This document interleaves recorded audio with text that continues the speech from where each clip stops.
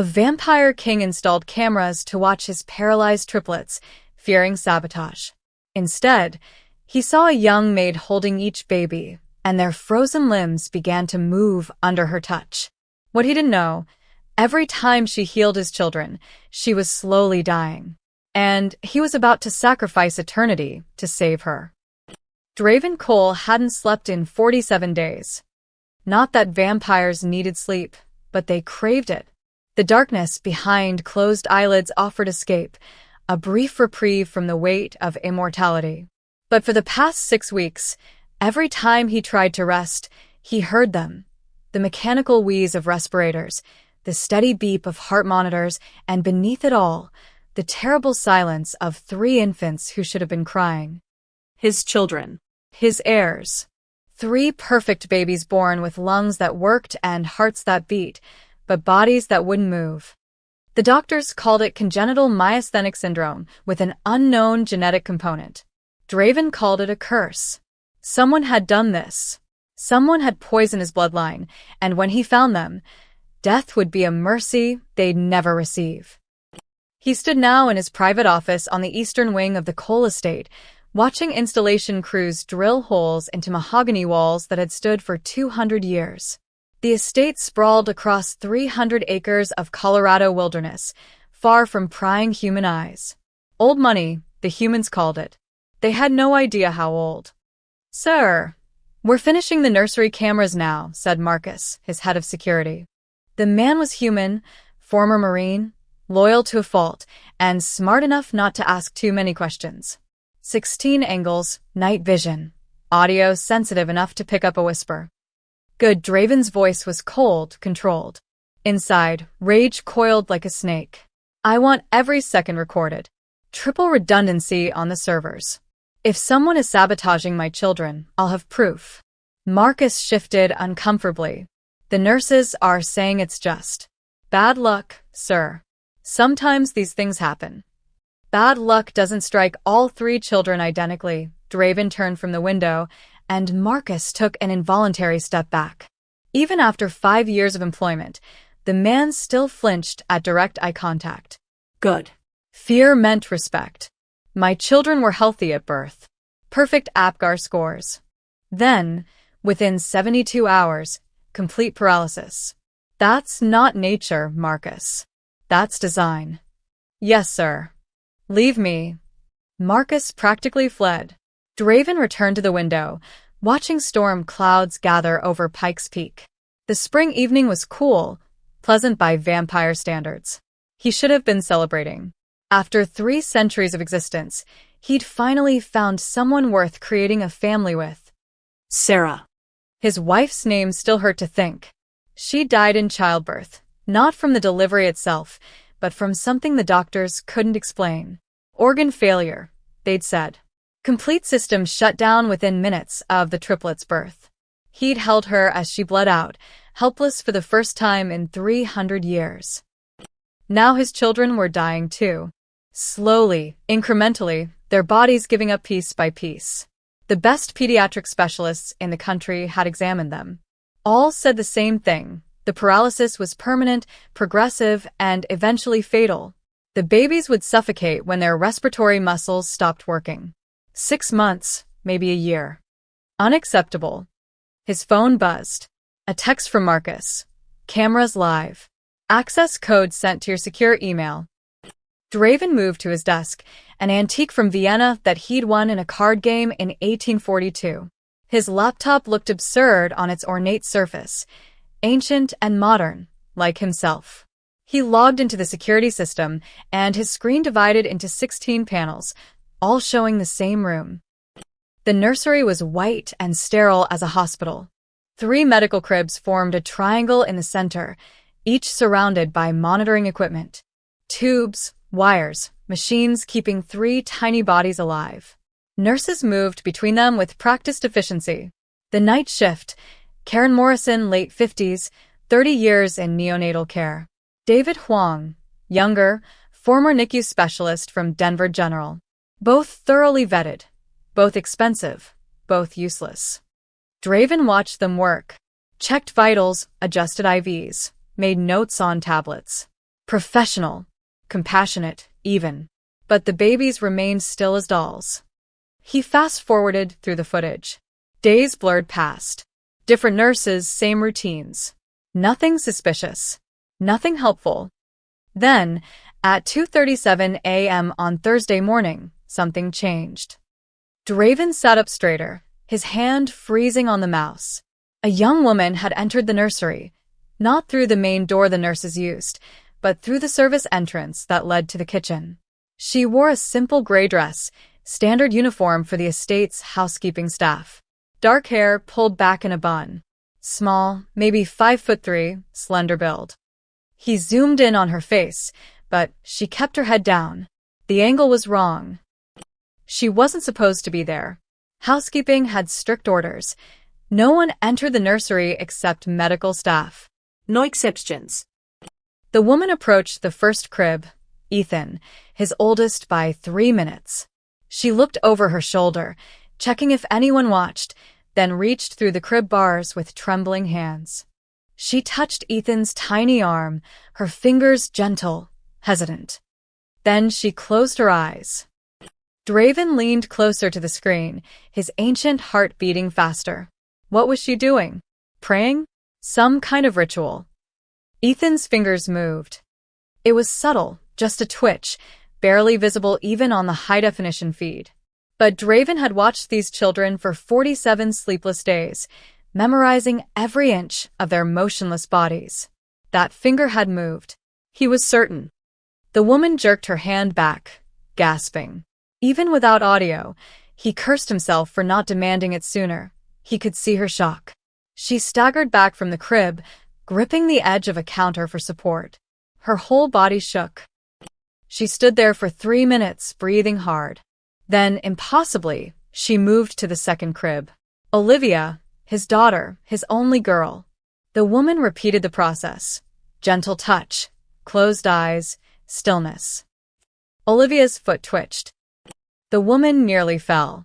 She caught herself on a supply cart, knocked over a container of cotton swabs. Her face finally turned toward the camera, and Draven got his first clear look. She couldn't be more than 25. Pale skin, dark circles under her eyes. Pretty, in an exhausted, fragile way. But it was her expression that struck him, not guilt or malice, but pure, overwhelming pain. She was crying. Before he could process this, she moved to the third crib. Mason, his youngest, his smallest, the one the doctors said would die first. The woman's hands shook so badly she could barely grip the crib bars. But she did. She touched Mason's chest, right over his heart, and closed her eyes again. Mason's entire arm moved, a spastic jerk that would have meant nothing to anyone else. To Draven, it was a miracle. The woman collapsed. She went down hard, cracking her head against the tile floor. She lay there, convulsing, while Draven watched helplessly through a camera installed just hours ago. He was already moving, already out of his office, but it was a 30-second run to the nursery and he knew he wouldn't make it in time. Karen rushed in. She must have heard the crash. She found the woman on the floor, checked her pulse, called for help. By the time Draven arrived, David was there too, both nurses hovering over the mysterious woman who'd broken every security protocol. Sir, Karen stood quickly. I don't know how she got in, Who is she? Draven interrupted, his voice deadly calm. That's Sarah Davenport, sir. She works in housekeeping. Started about 3 weeks ago. I don't know what she was doing here. She's not authorized. Get her to the medical wing. Now. Sir, shouldn't we call the police? She was. Now. They obeyed. David scooped up the unconscious woman while Karen called for a gurney. Draven watched them go, then turned to the cribs. All 3 babies were asleep. Peaceful. More relaxed than he'd seen them in weeks. And Ethan's hand was curled into a tiny fist, something he hadn't been able to do since he was 3 days old. Draven stood in the silent nursery, the hum of machines his only company, and smiled for the first time in 47 days. He'd found her, the one hurting his children. Or saving them. He needed to know which. Draven didn't visit the medical wing. Not immediately. Instead, he returned to his office and watched the footage again. And again.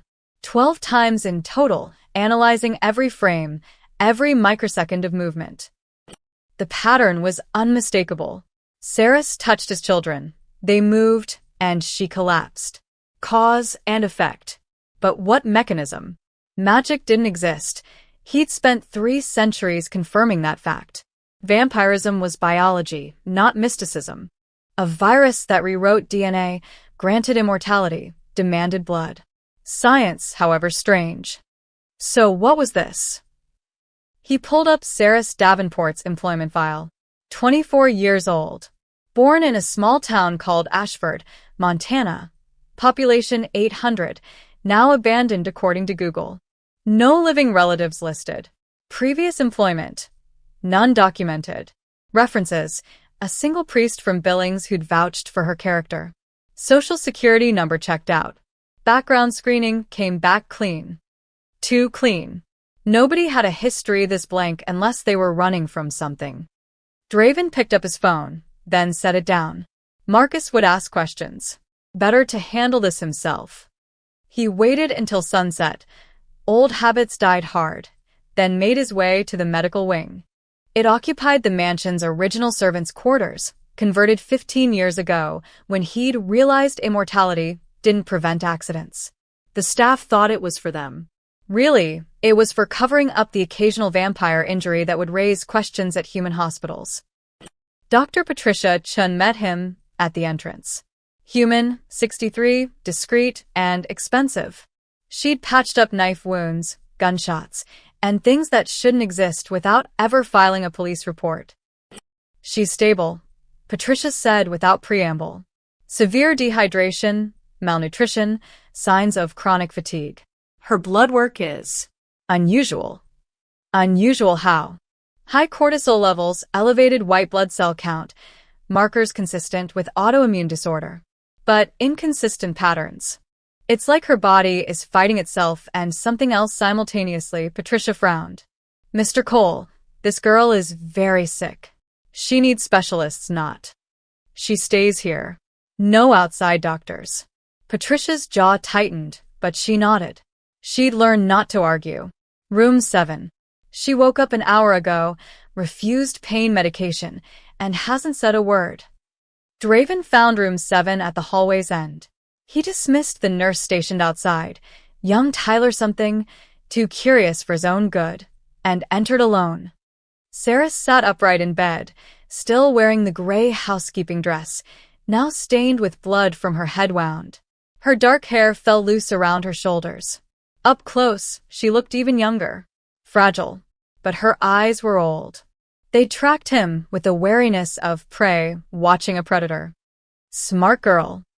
You're not supposed to be in the nursery, Draven said, closing the door behind him. She said nothing. Security footage shows you there at 2:37 a.m. You touched my children. He moved closer, and she pressed back against the headboard. Their bodies responded. First time in 6 weeks. Still nothing. But her fingers gripped the bedsheet, knuckles white. I could have you arrested for trespassing. Endangering minors. He sat in the chair beside her bed, deliberately casual. Or I could have you fired, blacklisted, ensure you never work in Colorado again. Her voice, when it finally came, was hoarse. Then do it. Tell me what you did first. I didn't hurt them. I know. Draven leaned forward. They moved, Saris. After you touched them, they moved. How? She looked away, her jaw set. A tear slid down her cheek, but she wiped it away angrily. You wouldn't understand. Try me. I'm 347 years old. I've seen things that would shatter your sanity. Her eyes snapped back to his, wide with shock. Then slowly understanding dawned. You're. Oh God. That's why the staff whispers. Why nobody quits even though you're, she swallowed hard. A vampire. Now that we've established, I'm not easily surprised, explain. Saris was quiet for a long moment. Her fingers kept trembling, that constant shake he'd noticed on the footage. I can take pain, she finally whispered. Transfer it. From them to me. That's impossible. So are vampires. Apparently her laugh was bitter. It's a curse. From my family line. Started generations back in Ashford. When someone hurts, I can absorb it. Make them better by making myself worse. Draven studied her face, searching for lies. Found only exhaustion and resignation. Prove it. What? He pulled a pocket knife from his jacket, flicked it open, and drew the blade across his palm. Blood welled up, black in the dim light. Take my pain, if you're telling the truth. I can't. Not from vampires. Only humans, only. Then prove it another way. Sarah stared at him for a long moment, then held out her hand. Give me the knife. He handed it over, and she pressed the blade against her own palm, slicing deep. She didn't flinch, didn't gasp. Just watched the blood flow with dead eyes. Then she closed those eyes and breathed out slowly. The cut sealed. Not instantly. It took maybe 30 seconds, but it closed, skin knitting together until only a thin white scar remained. The pain doesn't disappear, she said softly. It just moves. To somewhere deeper. Somewhere it can't escape. She opened her eyes, and they were bloodshot, exhausted. Your children are paralyzed because their bodies are in constant pain. Nerve pain, muscle pain, pain that won't stop. I take it into myself. For a few hours, they feel relief. They can move. And then it comes back. And I have to do it again. Her hands shook harder now, spasming. It's killing me, Mr. Cole. Every time I take their pain, I keep some. It builds up. But I can't stop. They're just babies. They don't deserve this. Draven sat back, processing. How long? What? How long do you have? Before it kills you? Sarah smiled, sad and small. Does it matter? Someone has to help them. Why? The question came out sharper than intended. Why risk your life for children you don't know? Because nobody helped us, her voice cracked. In Ashford. When the pain came, when the sickness spread, we had this gift and we used it. Saved each other. Until there was nobody left to save. 37 people died in 2 years. All from transferring pain they couldn't release. She looked at him with those ancient eyes in that young face. I'm the last one. The last person who can do this. If I don't help your children, nobody will. Draven stood, moved to the window. Dawn approached, pink light creeping over the mountains. He should sleep. Should think clearly. But clarity seemed impossible now.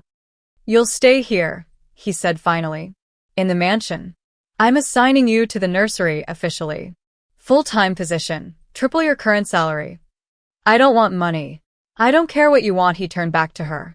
You'll help my children. Under my supervision. And I'll find a way to keep you alive while you do it. There is no way. The curse doesn't. There's always a way. His voice was steel now, the voice that had commanded armies, that had built an empire across centuries. I didn't survive 300 years by accepting impossible. You'll save my children, Sarah Davenport.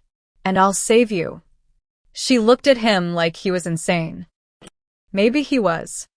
But his children had moved, and he'd finally found hope. He wasn't letting either go.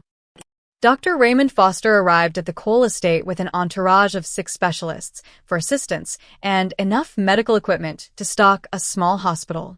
He was Denver's premier pediatric neurologist, a man whose waiting lists stretched 18 months and whose fees could buy a luxury car. Draven had paid triple to get him there within 24 hours. Mr. Cole, Foster extended his hand, all professional courtesy and expensive cologne. I've reviewed the files you sent. Quite an unusual case.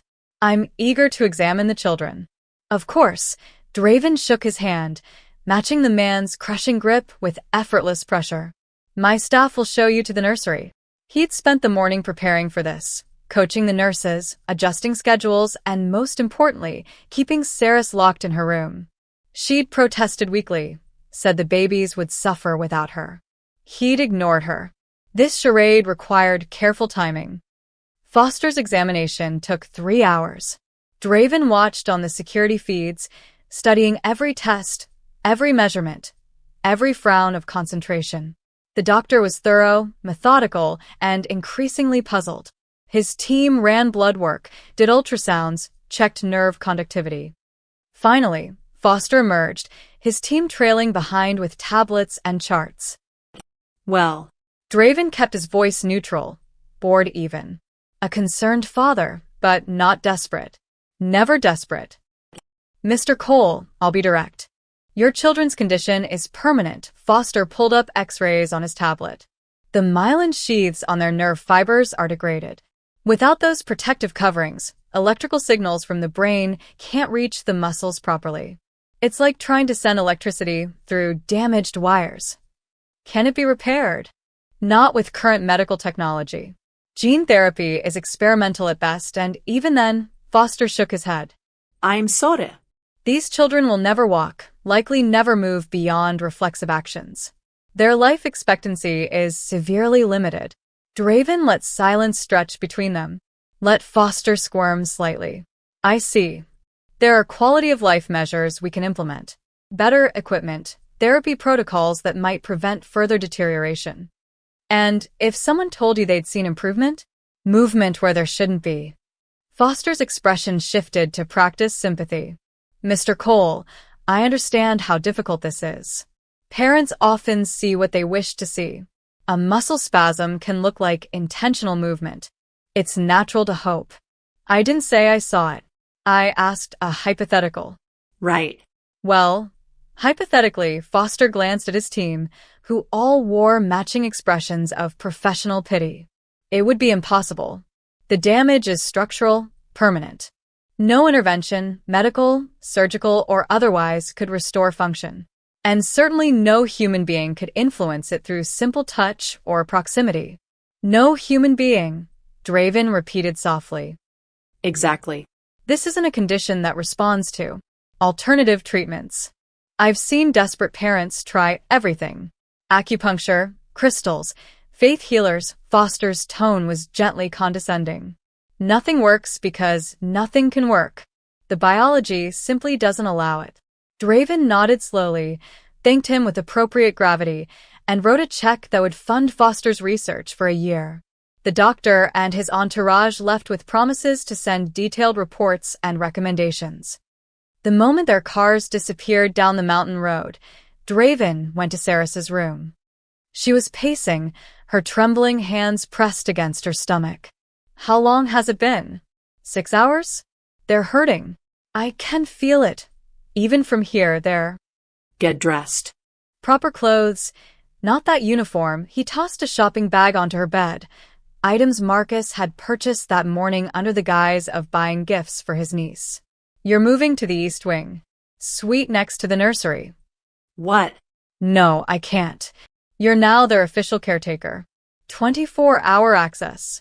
Do whatever you need to do. He watched her fumble with the bag, her shaking fingers struggling with the zipper. But carefully. Measured doses. I want you alive at the end of this. Saris pulled out a simple blue dress, jeans, soft sweaters. Normal clothes. Her eyes welled up. Why are you doing this? Because Foster and his team of experts just spent 3 hours confirming what I already knew. Medical science can't help my children. Draven moved to the window, watching clouds roll over the peaks. You can. That makes you the most valuable person in this house. I'm not valuable. I'm cursed. Semantics, he turned back to her. The doctors say no human could influence my children's condition through touch. They're right. But you're not just doing what humans do, are you? She was quiet, clutching the clothes against her chest. I need to understand how this works, Draven continued. The mechanism. The limitations. How much pain you can transfer before it kills you. Because right now you're operating on instinct and guilt, and that's inefficient. This isn't a business transaction. Everything is a transaction. His voice was cold now, the warmth stripped away.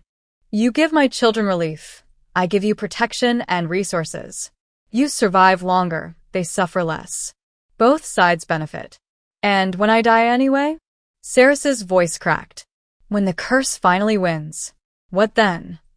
Draven crossed the room in 3 steps, moving with inhuman speed. He gripped her shoulders, forced her to look up at him. Her pulse hammered against her throat, fear and defiance mixed in equal measure. "You won't die," he said, each word deliberate. "Because I'm going to find a way to stop this curse. I have resources those doctors can't imagine. Access to information that predates their entire civilization. If there's an answer, I'll find it. There is no answer. My whole town looked for 300 years. Your whole town was human," he released her, stepped back. "I'm not." Sarah stared at him, searching his face for something, truth, maybe, or false hope. "You really think you can fix this?" "I think failure is unacceptable." Draven moved to the door. Get dressed. "The babies need you." "And Saris?" He paused, glanced back. "Start keeping a journal. Times, duration, intensity of pain transferred. Symptoms afterward. Everything. If we're going to solve this, we need data." He left her there, stunned and trembling, clutching normal clothes like a lifeline. In the hallway, Marcus waited with his usual stoic expression. "The doctor's gone, sir?" Yes. And Marcus? "I need you to find someone. A researcher. Someone who specializes in genetic abnormalities, rare bloodline conditions, inherited curses." "Curses, sir?" "Use the word syndrome if it makes you feel better." Draven started walking, Marcus falling into step beside him. "Find me an expert in the impossible.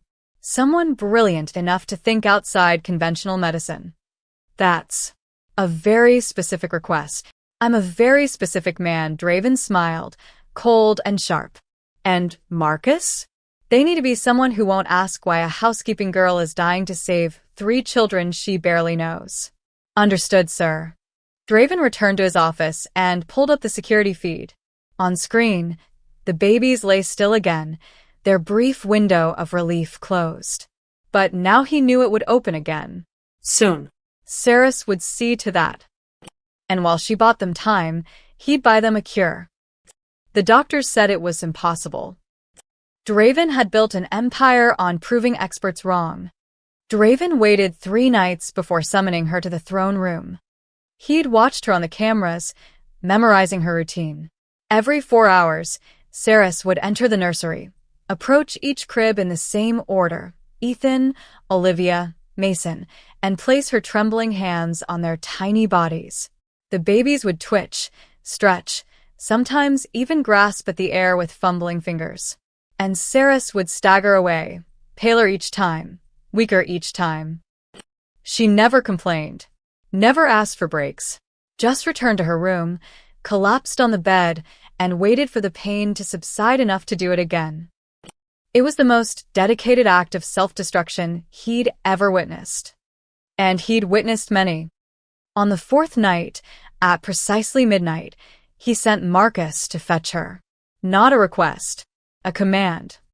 The throne room was a relic from another era, back when he'd needed to remind people of his power. High ceilings, dark wood paneling, and at the far end, an ornate chair that had once belonged to a Bavarian duke. He rarely used this room anymore. Intimidation was easier with lawyers than medieval aesthetics. But tonight required atmosphere. He sat in the throne, fingers steepled, when Marcus escorted Saris inside. She looked even worse than on the cameras. Dark circles under her eyes, hollow cheeks, skin so pale it was almost translucent. She walked with the careful steps of someone fighting vertigo. "You can go, Marcus." The security chief hesitated. "Sir, are you sure?" "Go." Marcus left, closing the massive oak doors behind him. The sound echoed through the cavernous space. Saris stood in the center of the room, arms wrapped around herself. She didn't look at the throne. Didn't look at him. Just stared at the floor with the resignation of someone awaiting execution. "Do you know why you're here?" Draven asked, his voice carrying effortlessly across the distance. "To fire me, or kill me." Her voice was barely a whisper. "Either way. Look at me." She did, slowly, and he saw something flicker in her eyes. Not fear. Something harder. Anger, maybe. Or just exhaustion so complete it mimicked courage. My children are improving, Draven said. Ethan held a finger to his mouth yesterday. Olivia turned her head toward a sound. Mason's breathing is stronger. All objective improvements. That's good. No. That's theft. He stood, began walking down the steps from the throne platform. Each footfall deliberate, predatory. You're stealing something from my children. Their pain you claim. But pain is just signals, electricity and nerves. You can't steal electricity with your hands. I don't know how it works. The words burst out of her, raw with frustration. I just know I can do it. I've always been able to do it. Always? He stopped 10 feet away. Close enough to see her pulse racing, far enough to seem patient. Tell me about Ashford. Her face went white. How do you? I'm 3 centuries old and obscenely wealthy. I know everything a lie, but a useful one. 37 dead in 2 years. All with the same family name as you. Davenport. Sarah swayed on her feet. For a moment, he thought she'd collapse right there. But she locked her knees, lifted her chin. They weren't all Davenports. Some married in. Some were cousins, distant relations. But yes. We all had the gift.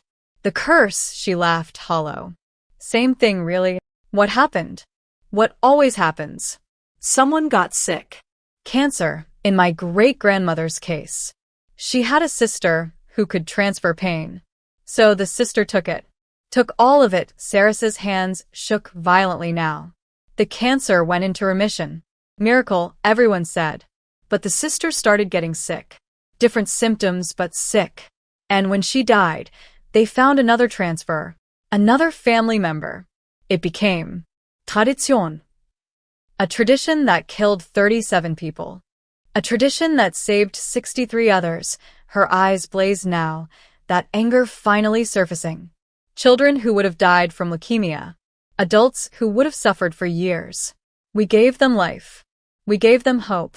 And you gave yourselves death. Draven circled her slowly, studying. Why you? Why are you the last one? Because I ran, the admission came out broken. When my mother started taking pain from the Peterson twins, they had bone cancer, both of them. I watched her deteriorate. Watched her body break down over 6 months. And when she died, everyone looked at me. 24 years old, and the last transferer in Ashford. Tears streamed down her face now. They needed me. Begged me. But I ran. Left them all to suffer, because I was too scared to die. Smart? She looked at him, shocked. Smart? I abandoned my town. You survived.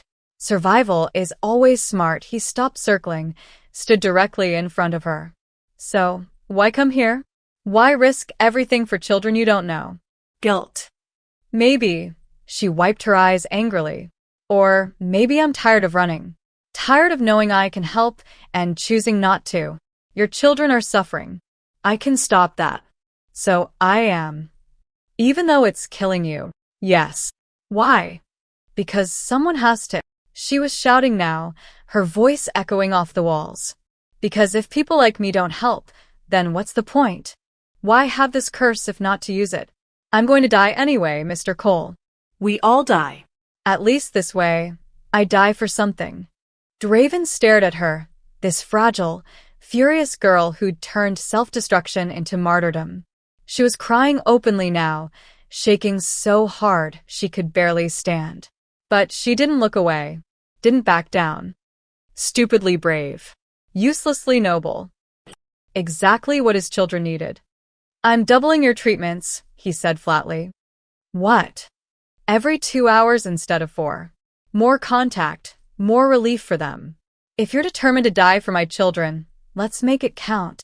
Horror washed over her face. That'll kill me in days, maybe a week. Then we don't have much time. He turned away, headed back toward the throne.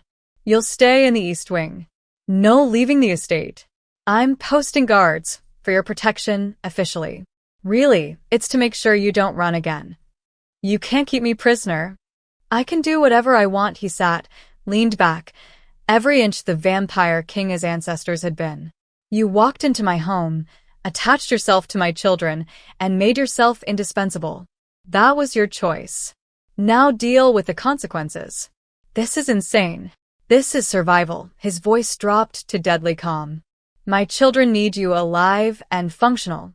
Running will ensure you die for nothing. Staying gives you purpose. I'm offering you protection, resources, and meaning for however long you have left. Most people would call that generous. Sarah stared at him, chest heaving, tears still streaming. You're a monster. Yes, he smiled, sharp and cold. But I'm a monster who's going to save your life while you save theirs. Now get out. You have a treatment in 90 minutes. She stood there for a long moment, trembling with rage and exhaustion and something that might have been relief. Then she turned and walked toward the doors, each step careful, measured. Saris. She stopped but didn't turn around. Thank you, he said quietly, for choosing my children. Whatever your reasons. Her shoulders hitched just once. Then she left, the doors closing behind her with a sound like a coffin lid. Draven sat alone in the throne room, in the dark, and allowed himself exactly 30 seconds of uncertainty, of wondering if he was saving his children or murdering this girl. Then the 30 seconds ended, and he pulled out his phone. A text to Marcus. Find me everything on historical bloodline curses. Start with Eastern European archives, move to Asia. Someone, somewhere survived this. Another text, this one to his private investigator. Town called Ashford, Montana. Abandoned 2 years ago. I want every death certificate, every medical record, every piece of paper that mentions the name Davenport.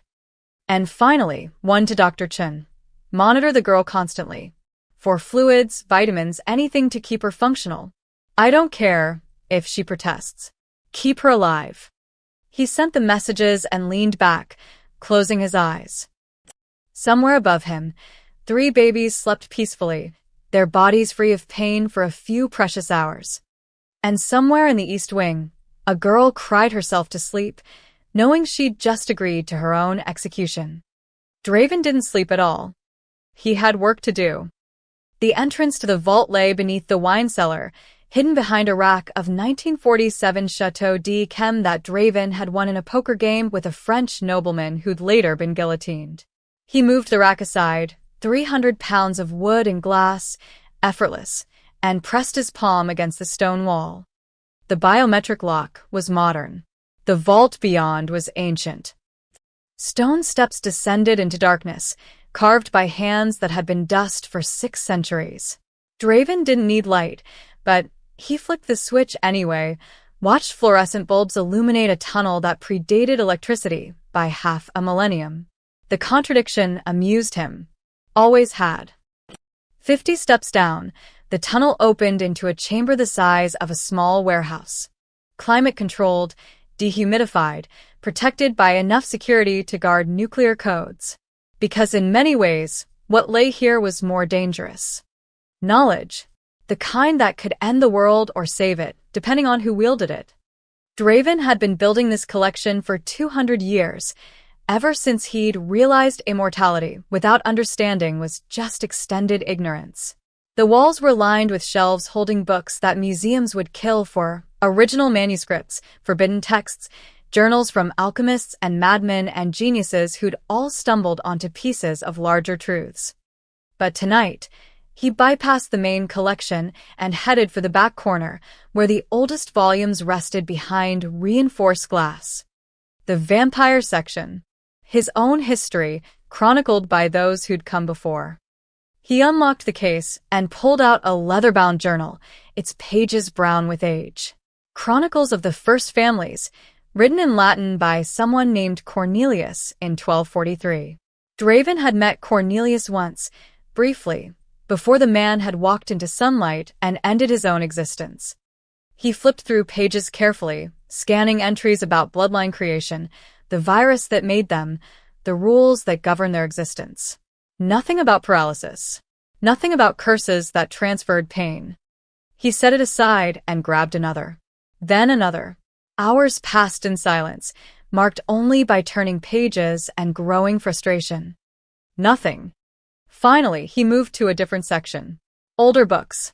Not vampire texts, but human ones, collected from cultures that had understood things modern science dismissed as superstition. A grimoire from Bavaria, dated 1687. A medical text from Persia, 11th century. A collection of folklore from the Carpathian Mountains, so old the language was barely recognizable. And there, in a slim volume bound in cracked leather, he found it. Sanguis mutatio. Blood change. The text was in medieval Latin, the handwriting cramped and frantic. Draven pulled out his phone, used the translation app. Even after 3 centuries, some dialects eluded him, and began piecing together the entry. The curse of sanguis mutatio appears in bloodlines touched by old magic before the church drove such practices underground. It manifests as the ability to transfer suffering, physical pain, disease, even death itself, from one body to another through direct contact and force of will. The bearer becomes a vessel, absorbing the affliction into their own flesh. The relief granted to the sufferer is temporary, lasting hours or days depending on the severity. But the bearer retains a portion of each transferred suffering, accumulated like poison in the blood. There is no cure. There is no reversal. The curse passes through family lines, skipping generations seemingly at random, appearing most often in daughters. Each bearer will die from the accumulated pain, their bodies unable to sustain the weight of suffering stolen from others. The only mercy, death comes faster than the original diseases would have taken their victims. A year of cancer becomes a month of transferred agony. A lifetime of nerve pain becomes weeks of deterioration. Those who carry this curse are both blessed and damned. They ease suffering but cannot end it. They save lives but only by sacrificing their own. Draven set down the phone, his hands steady, but his mind racing.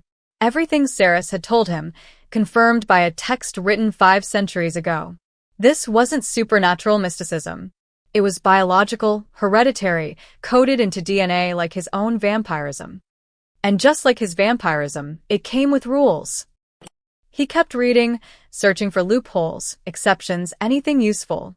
Most of the text was observational, clinical descriptions of victims, never called bearers, always victims, who died in medieval villages.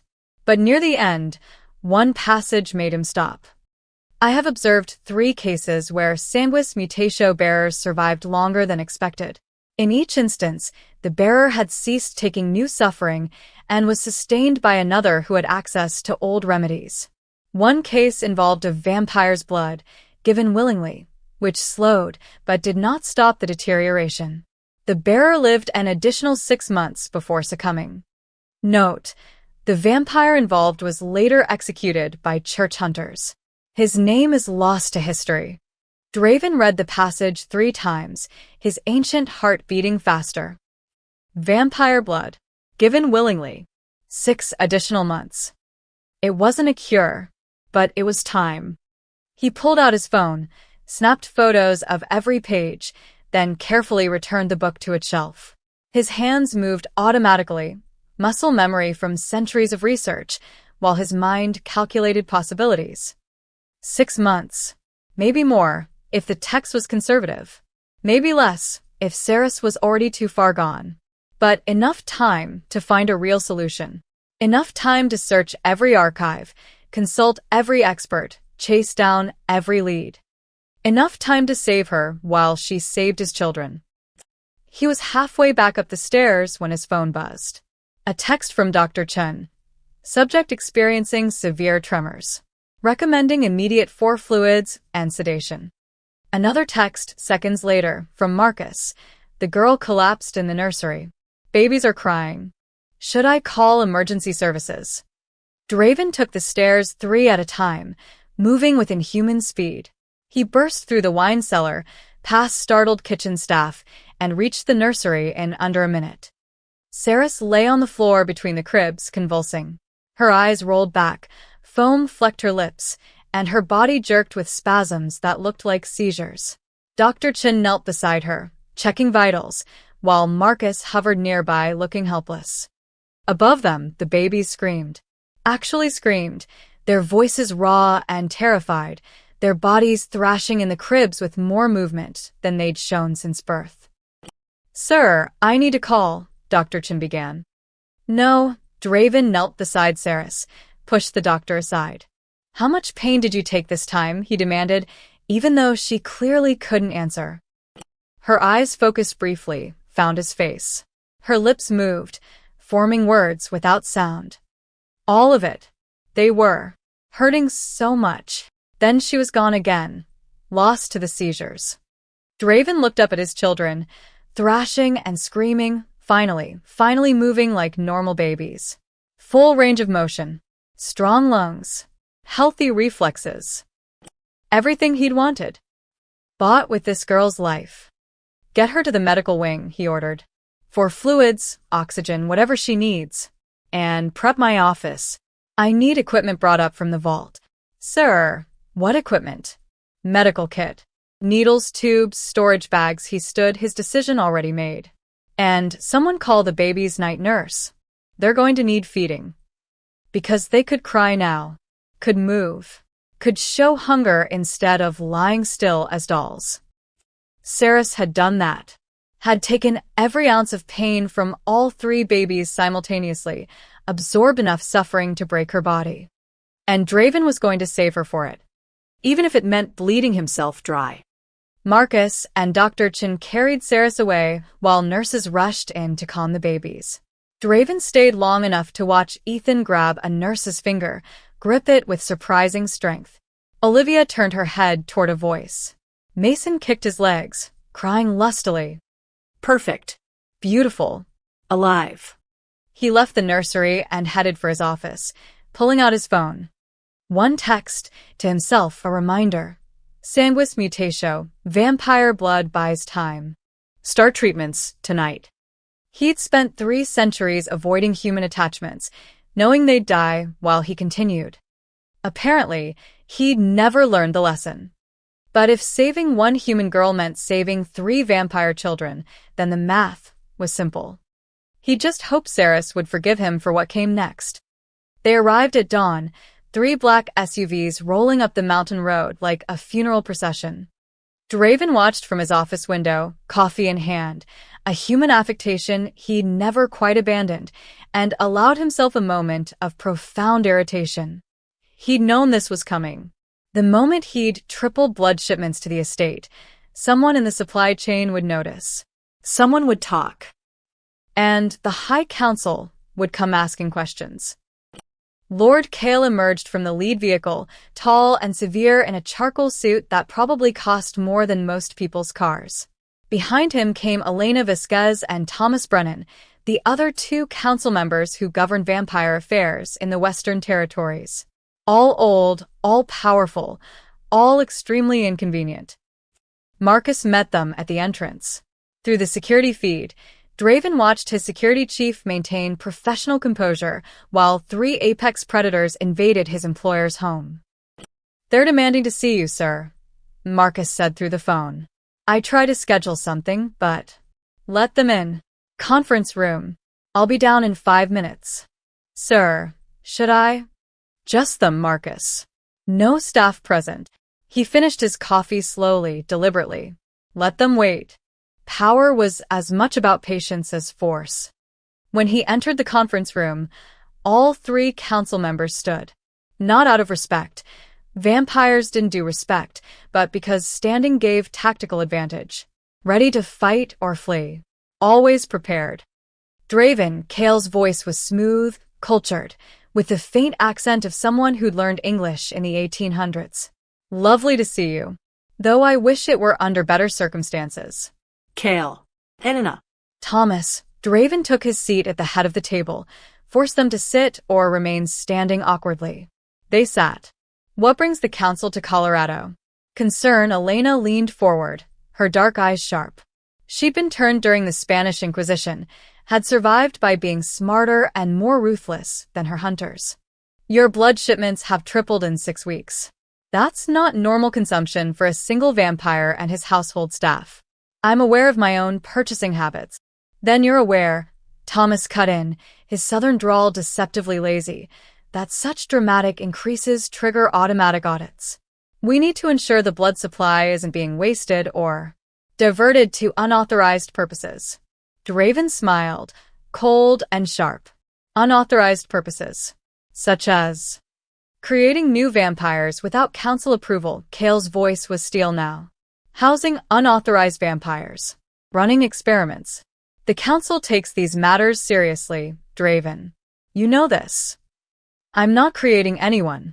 The blood is for medical purposes. Your children, Elena's expression softened slightly. Motherhood, even vicarious, still touched something in her. We heard about their condition. I'm sorry. Don't be. They're improving. All 3 council members went still. That predator stillness that meant danger. Improving, Kale repeated slowly. Dr. Foster's report said their condition was permanent. Irreversible. Dr. Foster was wrong. Medical science doesn't make those kinds of errors. Draven Thomas leaned back, studying him. Not with conditions this severe. So, either you're lying, or something else is happening here. Draven met his gaze evenly. My children are recovering. That's all you need to know. Actually, Kale said softly, we need to know considerably more. The council has authority to investigate any unusual vampire activity. This qualifies. My children aren't vampires yet. They're human infants, born to a vampire father. That makes them council business. Kale pulled out a tablet, slid it across the table. Blood shipment records for the past month. You've taken delivery of 60 units. That's enough to sustain 6 adult vampires comfortably. You're 1 vampire, Draven. Where's the blood going? Draven glanced at the records, pushed the tablet back. Medical treatments. The children require specialized care. Human infants don't consume vampire blood. These ones do. The temperature in the room seemed to drop. Elena's eyes flashed red, just for a second, before she controlled herself. Draven, you can't be serious. Giving vampire blood to human children is not against council law. I checked. He'd spent 3 nights reading the accords, every clause and subsection. There's no provision prohibiting vampire blood use in medical treatment of one's own human offspring, because no one's ever been insane enough to try it.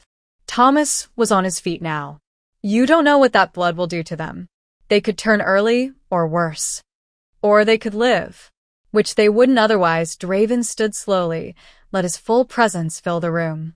3 centuries of power, condensed into human form. My children were dying. I found a treatment. End of discussion. Not even close to the end. Kale stood as well, matching him. The council requires full disclosure. Medical records, treatment protocols, and access to examine the children ourselves. No. That's not a request. Neither is my refusal. Draven moved toward the door. The children are under my protection. They're improving daily. The blood is being used responsibly and legally. The council has no grounds for further investigation. We have every ground. Elena's voice was quiet but carried weight. Draven, please. We're not trying to hurt your family. But vampire blood affects humans in unpredictable ways. We need to ensure those children aren't being harmed by whatever treatment you're using. They're not. Then prove it. Let us see them. For a moment, Draven considered it. The babies were strong now, healthy, moving normally. They'd pass any inspection. But letting the council into his home, into his children's lives, meant opening doors he couldn't close. Meant scrutiny he couldn't afford. Not with Saris upstairs, dying by inches to maintain the illusion of recovery. The answer is no, he said finally. My children, my business. Your children, council jurisdiction. Kale's expression hardened. You're making this difficult. I'm making this private. There's a difference. Not anymore. Kale tapped his tablet, pulled up another document. As of this morning, the council has authorized surveillance of the Cole estate. For your protection and theirs, we'll be monitoring all activities, all shipments, all. Get out. The words came out as a growl, his controls slipping. The conference room windows rattled. Lights flickered. Elena stood quickly, hands raised. Draven, calm down. Get Out, his eyes blazed red now, fangs extending. My home. My children. My rules. The council has no authority here. Actually, a new voice said from the doorway, they do. Draven Spoon. Lord Kale's assistant, a weasel named Peter something, stood there with a tablet and a smug expression. Section 47 of the Vampire Accords, Peter continued, reading from a screen. When a vampire's actions pose potential risk to human-vampire relations or the secrecy of vampire existence, the Council may authorize monitoring for public safety. The surveillance order was filed this morning. Legally binding. Draven looked at Kale, who had the decency to look slightly uncomfortable. It's not personal, Kale said. But your behavior has been erratic. Massive blood purchases, isolation, now claims of miraculous recovery. We need to know what's happening. For the good of all vampires, Elena added softly. You understand. Thomas just watched, his expression unreadable. Draven understood perfectly. The council was scared. Scared of what he might be doing, what he might be discovering, what he might be becoming. Power consolidated was power that threatened the balance. Fine, he said, forcing calm he didn't feel. Monitor the estate. You'll find nothing illegal. We'll determine that. Kale moved toward the door, Elena and Thomas following. Oh, and Draven? Whatever you're doing with the blood, it stops until we complete our investigation. That would kill my children. Then you'd better be very cooperative. Kale smiled, cold as winter. Good day. They left. Peter scurried after them. Draven stood alone in the conference room, hands clenched into fists, fighting the urge to tear something apart. Marcus appeared in the doorway. Sir? They're going to be watching everything. Draven's voice was barely controlled. Every treatment, every moment. They'll see Ceres. They'll figure out what she's doing. Is that illegal? Worse. It's exploitable. He turned to Marcus. Double the security on the nursery. No one gets in without my explicit approval. And tell Dr. Chun to move Ceres to the underground medical suite. The one you use when? Yes. That one. Where there are no windows and the walls are reinforced. Draven headed for the door.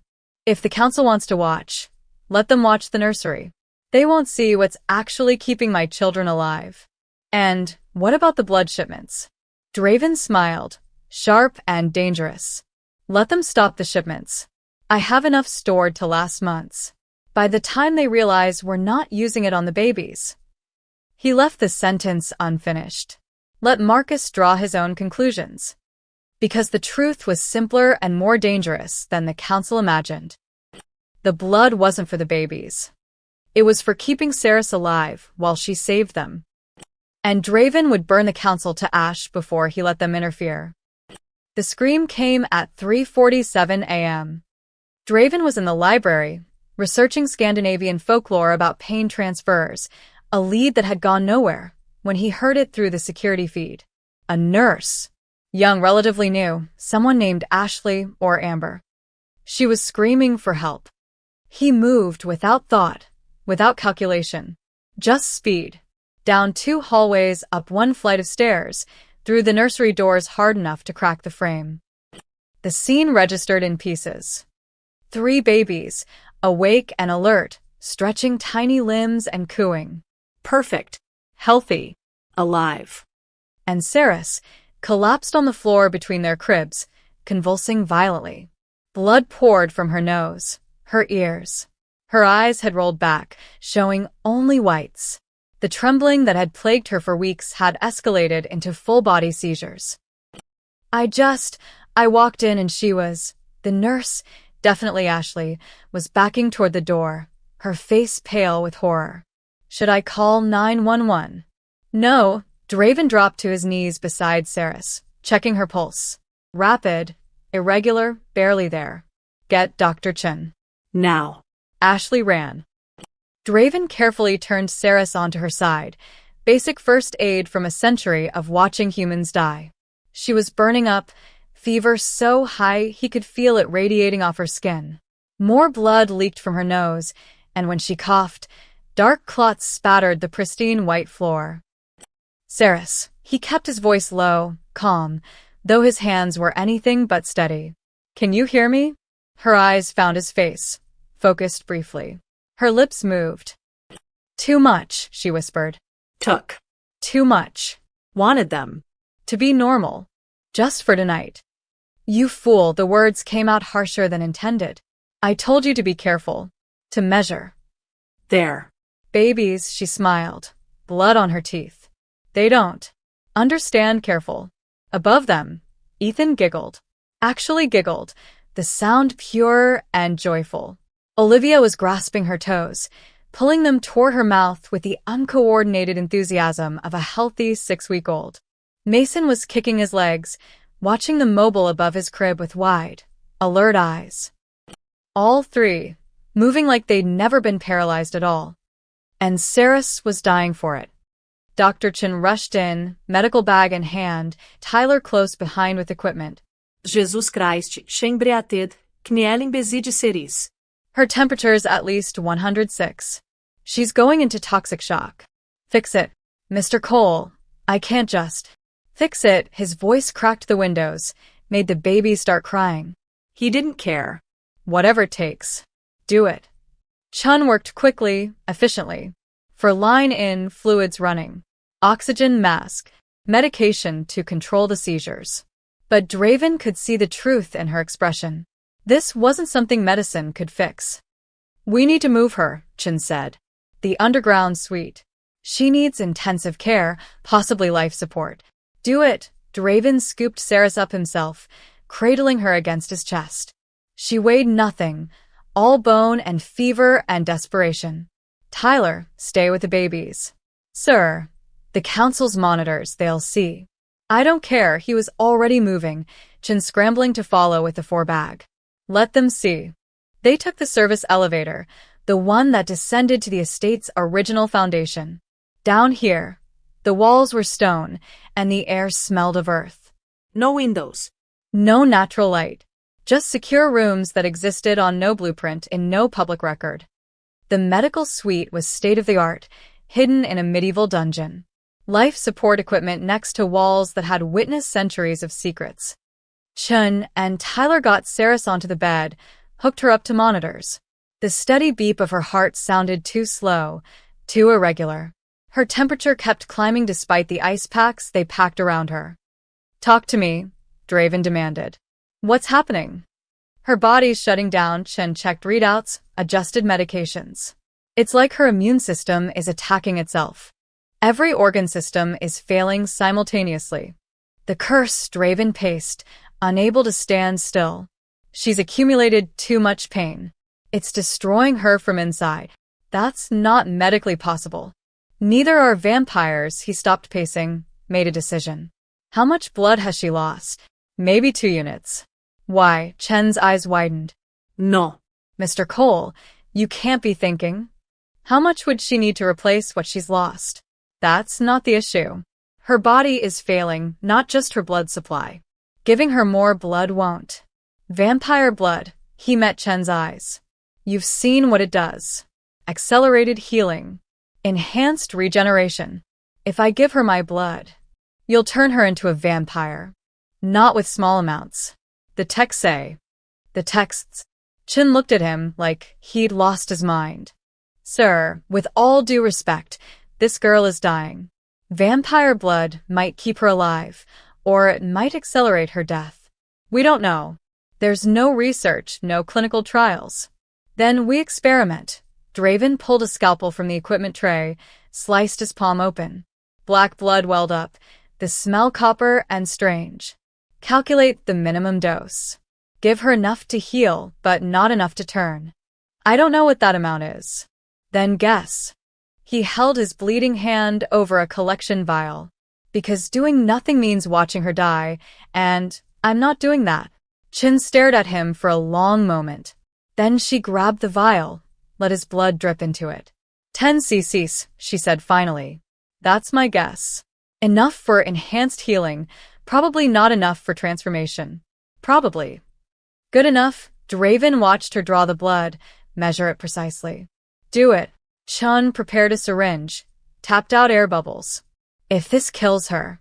"It won't. You don't know that.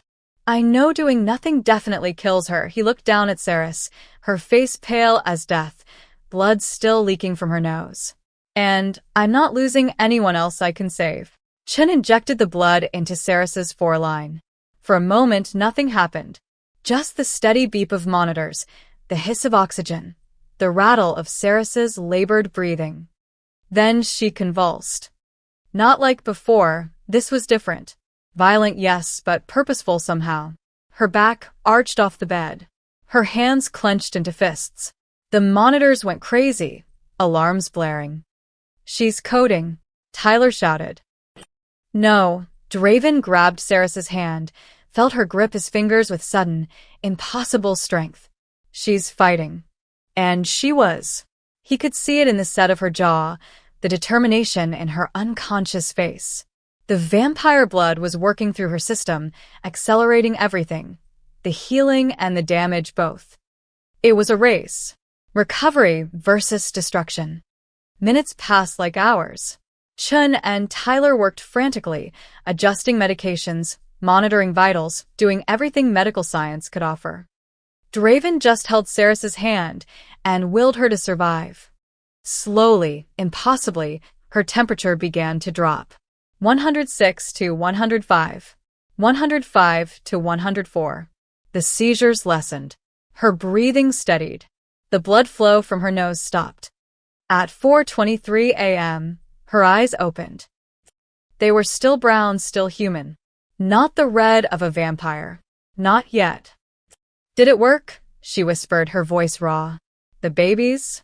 Draven laughed, the sound half relief, half disbelief. Of course you're asking about them. Did it work? Yes. They're perfect. Moving normally. All 3-inch. She smiled, weak but genuine. Then she looked down at their joined hands, at his blood still on her lips from the 4. Understanding dawned slowly. You gave me vampire blood. Yes. That's dangerous. Yes. I could turn. The dose was controlled. Calculated, he squeezed her hand gently. You're still human, Saris. For now, she closed her eyes again, exhausted. How long? What? How long until I have to do it again? Transfer their pain? Draven looked at Dr. Chen, who checked her monitors and shook her head. You're not doing it again, Draven said firmly. You almost died. Another transfer will kill you. Then the babies will suffer. The babies will manage. No, Saris's eyes opened, fierce despite her weakness. I didn't survive this just to let them hurt. I'll do it again. Tomorrow, or whenever they need me. Saris. You can't stop me, she smiled, sad and knowing. Lock me up, I'll find a way. Fire me, I'll break in. This is what I do, Mr. Cole. This is who I am. Draven stared at this impossibly stubborn girl who'd just clawed her way back from death's door and was already planning her next sacrifice. You're insane, he said softly. Yes, she closed her eyes again. But so are you. We're a perfect match. She fell asleep, or unconscious. Hard to tell the difference. Chun adjusted her checked her vitals, and turned to Draven with an expression he couldn't read. She means it, the doctor said quietly. She'll kill herself saving your children. I know. Can you stop her? Draven looked at Saris's sleeping face, peaceful now despite everything. No, he admitted. But I can make sure she survives it. He just had to figure out how. Before the council noticed. Before the curse won. Before he lost everyone he'd tried to save. Draven left at midnight, telling no one but Marcus where he was going. Ashford, Montana, he said, tossing coordinates onto Marcus's desk. The girl's hometown. I need to see it. Marcus looked up from his security monitors, concern etched on his face. Sir, the council surveillance. Let them watch an empty estate. You're in charge until I return. Draven pulled on his coat, checked his phone. Dr. Chun has her instructions. Sarah stays sedated for at least 24 hours. The babies have enough residual relief to last. And if the council asks where you are, tell them I'm hunting. They'll believe that he headed for the door, then paused. Marcus? If anything happens to Saris or the children while I'm gone, I'm holding you personally responsible. Understood, sir. The drive took 9 hours, through mountain passes and high desert, past towns that existed more as memories than places. Draven drove a rental, anonymous, forgettable, and watched the sun rise over Wyoming with the same detachment he'd felt for 3 centuries of sunrises. But this one felt different. Urgent, Somo. He reached Ashford just after 2 p.m. The town wasn't on modern maps. GPS sent him to coordinates that showed nothing but grassland and the skeletal remains of buildings. He parked where a main street might have been and stepped out into silence, so complete it felt unnatural. The wind had scoured away most evidence of human habitation. Foundations remained, concrete slabs where houses had stood. A rusted water tower, collapsed on one side. The husk of a church, its steeple fallen through the roof. And everywhere, absolutely everywhere, the silence. Draven walked down what had been Main Street, his footsteps echoing off nothing. 37 deaths in 2 years, Saris had said. But the town looked like hundreds had lived here once. Where had everyone else gone? He found the first grave behind the church. It wasn't marked, not officially. Just a depression in the earth, roughly human-sized, with a wooden cross made from fence posts. No name. No dates. Nothing but a simple carving, a hand reaching toward another hand. The symbol of the pain transfers. Draven knelt, brushed away dirt and dead grass. More graves lay beyond this one, dozens of them, all marked with the same symbol. A mass burial site disguised as a forgotten cemetery. He pulled out his phone, started taking pictures. Documentation. Evidence. Proof that this curse was real, had existed for generations, had killed before, and would kill again. A voice behind him. You're on private property. Draven turned slowly. An old man stood 20 feet away, holding a shotgun with comfortable familiarity. 70-something, weathered face, eyes that had seen too much. He wore a sheriff's jacket, faded and patched. I didn't see any signs, Draven said calmly. Don't need signs when there's nothing left to protect.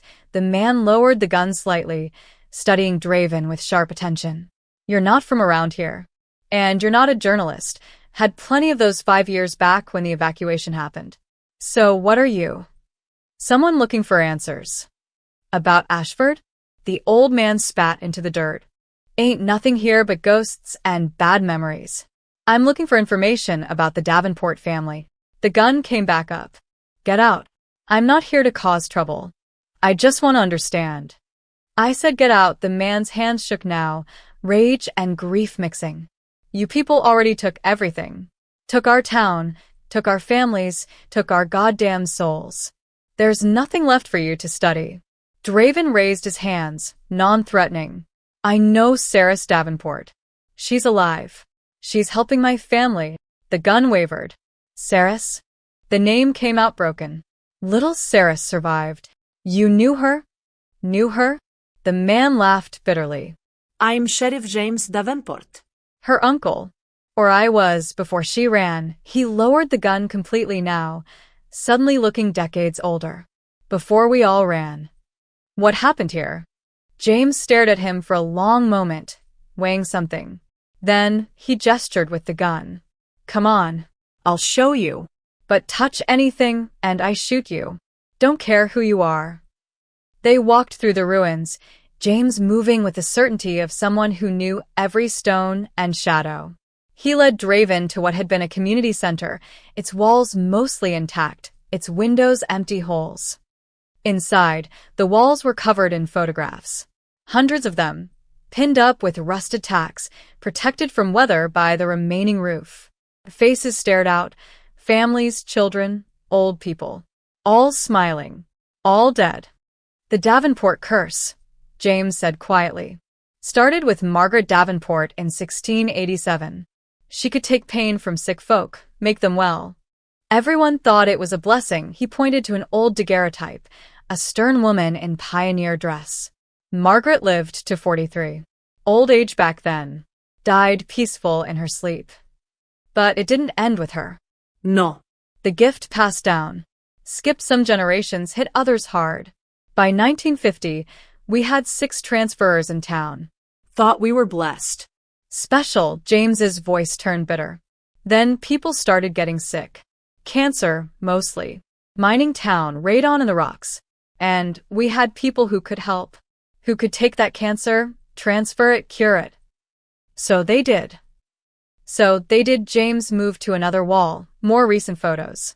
Color prints from the 2000s. My sister Margaret, named after the first one. She took cancer from 5 people. 5-inch, he touched a photo of a middle-aged woman, dark hair, Sarah's eyes. Took her 2 years to die. Slower than the cancer would have killed them, but more painful. Watched her waste away, screaming, while the 5 she saved lived normal lives. Draven felt something cold settle in his chest. And the town kept asking for help. We didn't ask. We demanded. James's hands clenched. It became expected. You got sick, you went to a transfer. They took your pain because that's what they did. That's what they were for, he laughed, harsh and broken. We used them up like resources. Like coal from the mines. 37 dead. 37 transfers, yes. But 73 people total. James gestured to the photos. Because when the transfers died, their families fell apart. Suicides. Grief. Some just gave up. And the people they'd saved? Most left town. Couldn't stand the guilt. Couldn't look at us anymore. What about the ones who stayed? James pulled down a photo, handed it to Draven. A group of people standing in front of the church, maybe 20 of them. Serious faces. Determined. The keepers, James said. Those of us who stayed to document what happened. Make sure nobody forgot the price that was paid. He pointed to himself in the photo, younger, harder. We buried the dead. Marked the graves. Kept records. Where are those records? James walked to the back of the room, kicked aside debris, and revealed a trapdoor. He pulled it open, climbed down. Draven followed into a basement that smelled of mold and old paper. Metal filing cabinets lined the walls, dozens of them. James opened one, pulled out a folder labeled Davenport, Margaret, 2. Inside were medical records, death certificates, handwritten journals. Margaret's own words, documenting each pain transfer, each deterioration of her body. Draven read entries at random. Took John Peterson's bone cancer today. He cried with relief. I can feel it in my femur now, eating away. Maybe 3 months left. Sarah asked me to take her daughter's leukemia. Said I was her only hope. How could I refuse? The pain is indescribable. I don't want to die. But I can't stop helping. What kind of person would I be? Sarah's mother, Draven said quietly. Yeah, James pulled out another folder. Sarah's watched her die. Watched her waste away over 8 months, taking pain from half the town. And when Margaret finally passed, everyone looked at Sarah's. She was 24, strong, healthy, the last transferer in Ashford. So she ran. James slammed the cabinet shut. Can't say I blame her. We'd become parasites, feeding on our own. Someone had to survive to tell the truth. Draven photographed the journals, the records, everything he could. Evidence of a curse that killed systematically, predictably. A biological imperative encoded in DNA, demanding sacrifice. You said you know Sarah's, James said finally. That she's helping your family. Yes. She's transferring pain again, isn't she? Draven didn't answer. Didn't need to. James closed his eyes. God damn it. She's doing it again. After everything, after watching this place destroy itself, she's still. He grabbed Draven's coat, sudden and fierce. You stop her. Whatever she's doing, you stop her. Don't let her become another photo on that wall. I'm trying. That's why I'm here. Then you're looking in the wrong place. James released him. Pulled out one final folder.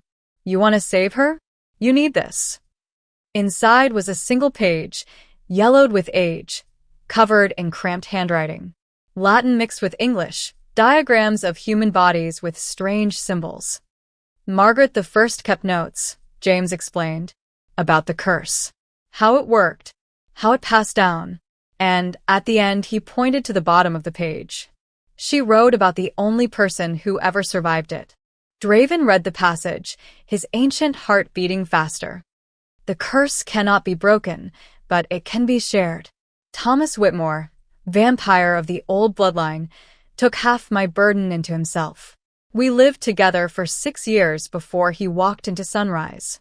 He said eternity wasn't worth watching everyone die. I think he was right. A vampire, Draven breathed. Yeah. Apparently, they can absorb the curse without dying from it. Or they die slower, at least. James looked at him strangely. Why do you care so much about Ceres? What is she to you? Draven met his eyes.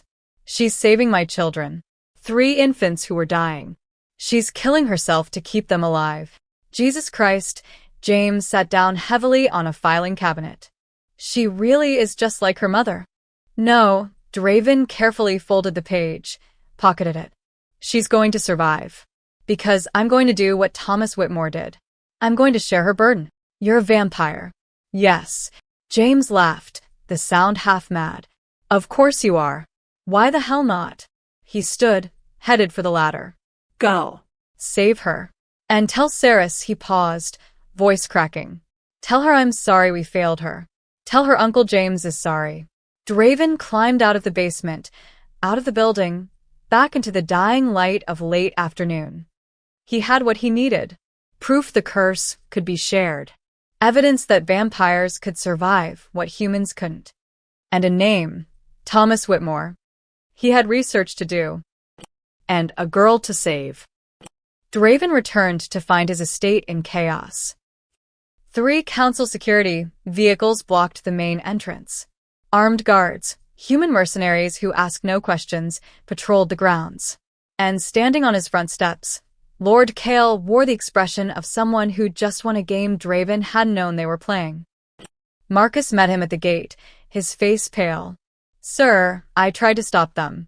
They had warrants, council authorization. Where are my children? Nursery. Under guard. They're fine, but… Ceres? Marcus's expression darkened. They took her. Everything stopped. The world narrowed to those 3 words. Explain. Lord Kale arrived 6 hours ago with an emergency council order. Said there was evidence of illegal blood magic on the premises. They searched everything, found Ceres in the underground medical suite. Marcus's hands clenched into fists. They're calling it blood theft, sir. Claiming she's been stealing life force from the children. Draven's vision went red. Where is she now? East Wing, 3rd floor. They've converted one of the guest rooms into a holding cell. Dr. Chin tried to intervene, said Ceres was a patient under medical care, but Kale overruled her. Marcus stepped closer, lowered his voice. Sir, there's more. They've scheduled an execution. Tomorrow at dawn. Council law for blood theft. Death by sunlight. For a moment, Draven couldn't breathe. Couldn't think. Just saw Ceres burning, screaming, dying for the crime of saving his children. Get Dr. Chen. Tell her to check on the babies. Make sure they haven't been harmed. His voice was deadly calm, the quiet before a storm. Then clear all non-essential staff from the building. What happens next, they don't need to see. Sir, what are you? Just do it. Draven walked into his own home, like a stranger entering enemy territory. Council guards watched him pass, hands on weapons. He ignored them, climbed the stairs to the 3rd floor. Found Kale standing outside what had been the Azure guest suite, now reinforced with steel bars on the door. Draven, Kale smiled, cold and satisfied. Good timing. I was about to call you. Where is she? The blood thief? Inside. Under guard until her execution, Kale gestured to the door. You're welcome to see her if you'd like. Say goodbye. Draven moved so fast Kale barely had time to flinch. One moment they were talking, the next Draven had him pinned against the wall, hand around his throat, lifting him off the ground. You had no right, Draven snarled, fangs fully extended. This is my house. My family. You had no right. Council. Authority, Kale choked out. Section 47-inch. Section 47 allows monitoring, not arrests. Not executions, he squeezed harder. Watched Kale's face turn purple. You overstepped. Guards rushed forward, weapons raised. Draven didn't care. Let them shoot. Let them try. Sir. Dr. Chen's voice cut through the rage. She stood at the end of the hallway, Tyler behind her. The babies are crying. All three. They're in pain again. Draven released Kale, who collapsed gasping. How long? Since they took Saris. 6 hours now. Their vitals are deteriorating. Chen's expression was grim. Without her treatments, they're regressing. Fast. You see? Kale wheezed, rubbing his throat. She's been stealing their life force, making them dependent on her. Classic blood magic manipulation. She's been healing them, you fool, Draven turned on him. They were paralyzed. Dying. She found a way to give them relief. By draining herself? That's not healing. That's parasitic transference. Kale straightened his jacket, some composure returning. The girl admitted everything under questioning. She takes their pain into herself. That's illegal extraction of biological essence. Blood theft under council law. She's not stealing anything. She's sacrificing herself. Semantics. Kale pulled out his tablet, displayed a document. The council has ruled. The girl is guilty of unauthorized blood magic resulting in physical harm to herself and dependency creation in 3 vampire heirs. Sentence: death by solar exposure at dawn. Draven stared at the document, at the signatures of all 5 council members. Legal. Binding. Unbreakable under vampire law. Unless he invoked older law. I claim King's blood right, Draven said quietly. The hallway went silent. Every guard, every vampire, everyone stopped moving. Kale's expression shifted from satisfaction to alarm. You can't be serious. King's blood right. Article 1 of the original Accords, written before the council existed. A vampire of royal bloodline may claim protection over any human they deem necessary for their survival or their family's survival. That protection supersedes all council authority. That law hasn't been invoked in 2 centuries. Because royal vampires are rare. But I am descended from the Volkov line, making me one of 7 living royal bloods in the world. Draven stepped closer to Kale. I claim Saris Davenport under King's blood right. She is necessary for my children's survival. She is under my protection. And your execution order is void. The council will never accept this. The council has no choice. King's blood right is absolute. Draven moved to the door, started pulling at the steel bars. Open it. I can't. Draven tore the bars off with his bare hands. Metal screamed, bent, snapped. He threw the twisted steel aside and opened the door. Saris sat on the bed, hands cuffed, looking worse than when she'd collapsed. They'd taken her off all medication, all 4 fluids, left her to deteriorate.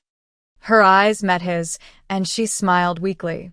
You're back. I'm back, he crossed to her, broke the cuffs like paper. And we're leaving. They said. Execution. Not happening. He lifted her carefully, felt how light she'd become. I invoked King's blood right. You're under my protection now. What's that? Ancient vampire law. Means you're mine to protect, mine to defend, and anyone who tries to harm you answers to me personally. Kale appeared in the doorway. This isn't over, Draven. The council will challenge this. Let them. Draven carried Saris past him. They can come to my estate and formally challenge a royal bloodline's claim. You know how that ends. In their deaths. Draven stopped, looked back at Kale. The girl stays. The treatments continue. My children get the care they need. And you and your council stay the hell out of my family business. Are we clear? Kale's jaw tightened. Crystal. Good. Now get out of my house. Draven carried Saris down to the nursery, where 3 babies screamed with the full force of healthy lungs. The moment Saris entered, their cries changed, not stopping but shifting, like they recognized her presence. Do you have enough strength? Draven asked, settling her into a chair beside the cribs. I have to. She reached for Ethan first, her hands steadier than he'd expected. They're hurting. The council will fight this. They'll find ways to challenge my claim. Then we'll deal with it. She touched Ethan's chest, closed her eyes. The baby's crying subsided almost immediately. Right now, these children need me. Everything else is secondary. Draven watched her work, moving from crib to crib, absorbing pain that should have killed her weeks ago.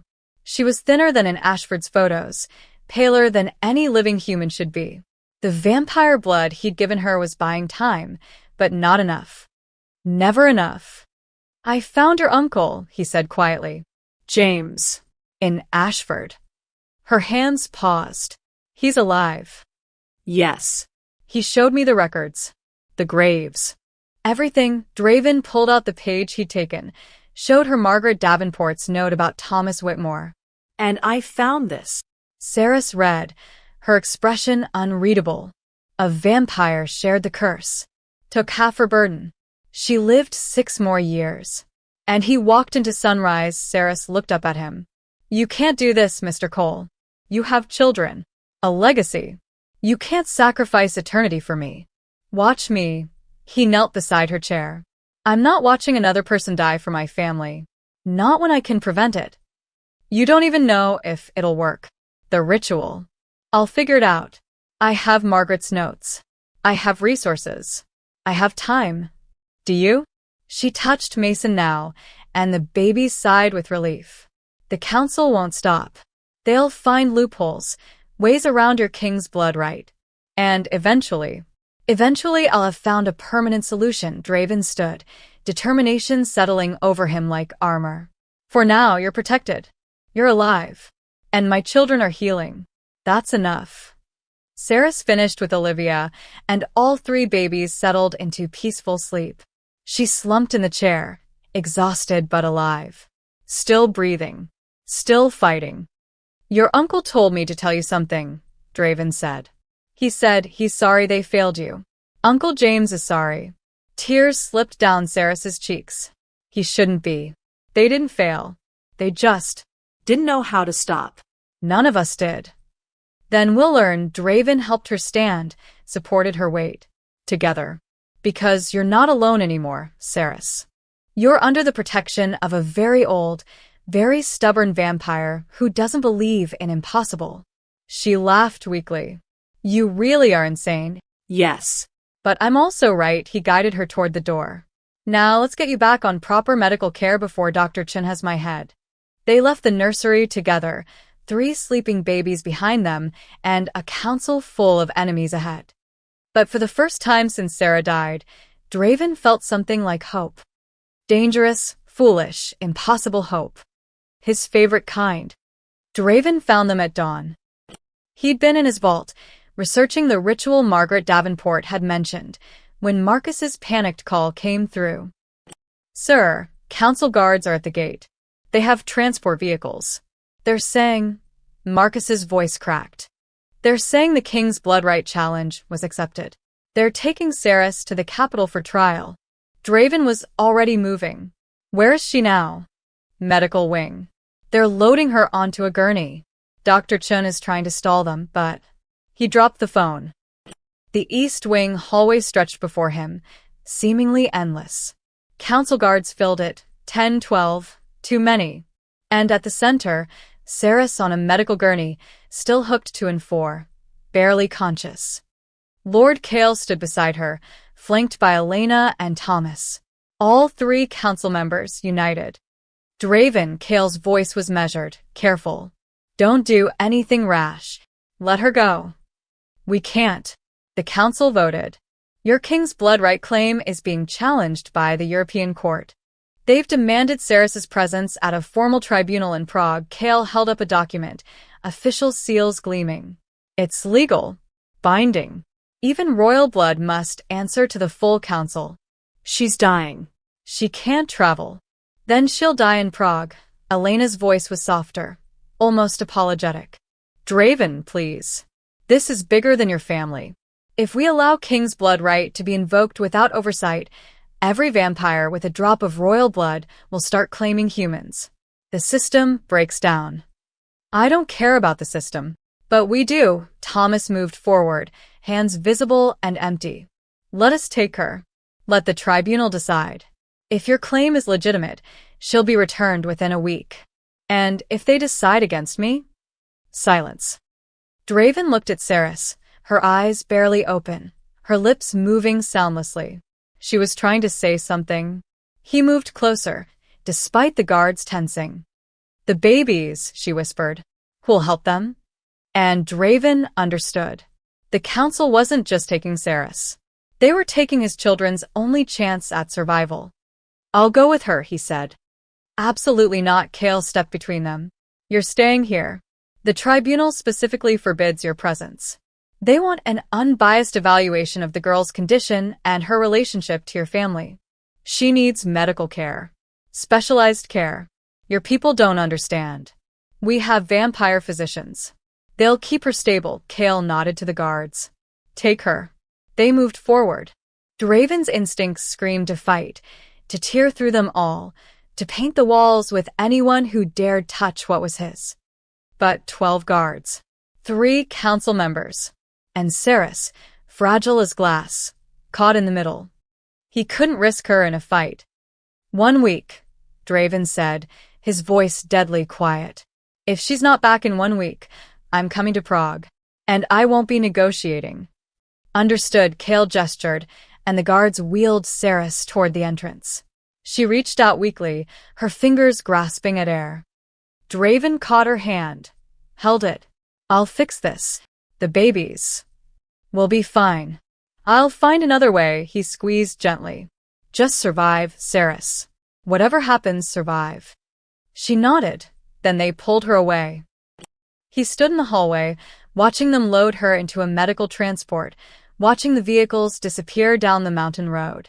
Marcus appeared beside him, tablet in hand. Sir, the babies are already showing signs of distress. Without Ceres. I know, Draven turned away from the window. Get Dr. Chen. Tell her to prepare the nursery for a procedure. What kind of procedure? The kind that violates every medical ethical standard. He headed for his office. I'm going to do what Ceres did. Take their pain myself. Marcus went pale. Sir, you can't.